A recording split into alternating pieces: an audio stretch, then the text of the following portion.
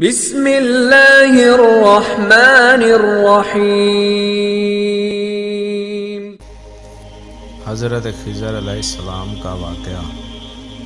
ایک مرتبہ حضرت خضر علیہ السلام دریا کے کنارے بیٹھے تھے۔ اتنے میں کسی سائل نے آ کر ان سے سوال کیا کہ میں آپ سے اللہ کے واسطے سوال کرتا ہوں، مجھے عنایت فرمائیے۔ یہ سن کر حضرت خضر علیہ السلام پر بے ہوشی طاری ہو گئی۔ جب کچھ ہوش ہوا تو فرمانے لگے، بھائی میں تو صرف اپنی جان اور مال کا مالک ہوں۔ تم نے مجھ سے اللہ کے واسطے سوال کیا ہے، لہٰذا میں اپنی جان اور ذات تمہارے حوالے کرتا ہوں۔ تم جس طرح چاہو اس کو استعمال میں لاؤ، بازار میں فروخت کر کے اس کی قیمت سے فائدہ اٹھاؤ۔ چنانچہ سائل ان کو بازار لے کر گیا اور ایک شخص سیما کے ہاتھ ان کو فروخت کر دیا۔ یہ سیما خرید کر ان کو اپنے گھر لے گیا، جس کی پشت پر اس کا ایک باغ تھا۔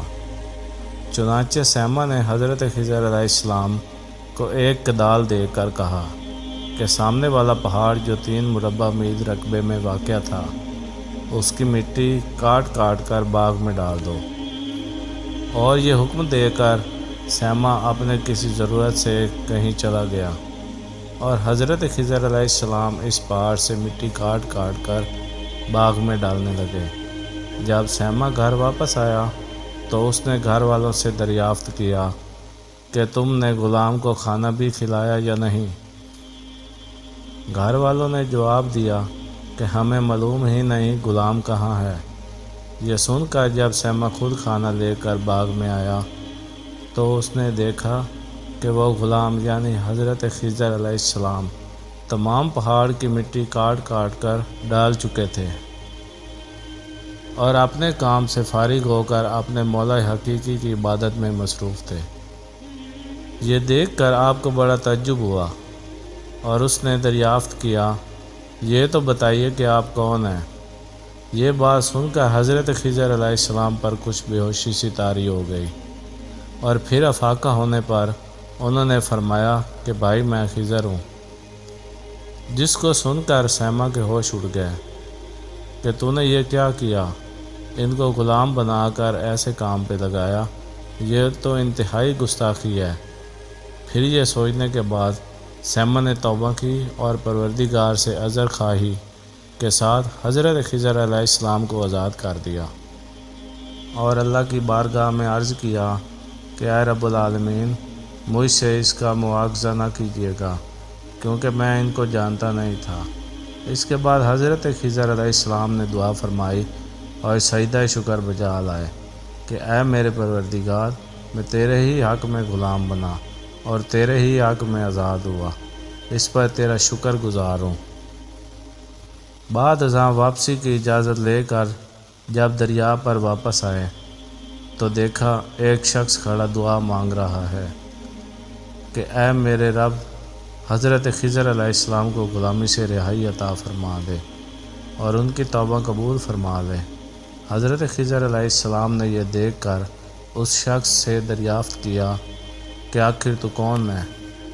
تو اس شخص نے بتایا کہ میں تو شاذون ہوں۔ آپ کون ہیں؟ انہوں نے فرمایا کہ میں خضر ہوں۔ اس کے بعد شاذون نے کہا، اے خضر علیہ السلام، آپ نے اپنے رہنے کے لیے مکان بنا کر دنیا طلب کی ہے، کیونکہ حضرت خضر علیہ السلام کا دریا کے کنارے پر ایک عبادت خانہ تھا۔ بس یہ سن کر وہ فوراً میدان میں نکل آئے اور وہی اللہ کی عبادت میں مصروف ہو گئے۔ اس کے بعد حضرت خضر علیہ السلام نے اسی جگہ پر ایک درخت لگایا اور اس کے سائے میں عبادت شروع کر دی۔ تو آواز آئی، اے خضر، جب تم نے درخت کے سائے میں سجدہ کیا تو تم نے دنیا کو آخرت پر ترجیح دی۔ پھر فرمان ہوا، مجھے اپنی عزت اور جلال کی قسم ہے، مجھے دنیا کی محبت میں رضامندی نہیں ہے۔ اس کے بعد حضرت خضر علیہ السلام نے شاذون فرشتے سے کہا کہ اے شاذون، دعا کرو کہ اللہ تعالیٰ میری توبہ قبول فرمائے۔ چنانچہ شاذون نے دعا کی اور اللہ نے شاذون کی برکت سے حضرت خضر علیہ السلام کی توبہ قبول فرمائی۔ حاصل، خدا کے برگزیدہ بندے اسی حالت میں رہتے ہیں جو اللہ کو منظور ہو۔ بے شک ہماری فلاح بھی اسی میں ہے کہ زندگی کے ہر موڑ پر آنے والے ہر پیچ و خم میں ہم راضی رہیں، اللہ تعالیٰ کی چاہت کو سامنے رکھ کر زندگی گزاریں۔ دعا ہے کہ اللہ تعالیٰ ہمیں اس واقعے سے سبق حاصل کر کے نیک بننے کی توفیق عطا فرمائے۔ آمین یا رب العالمین۔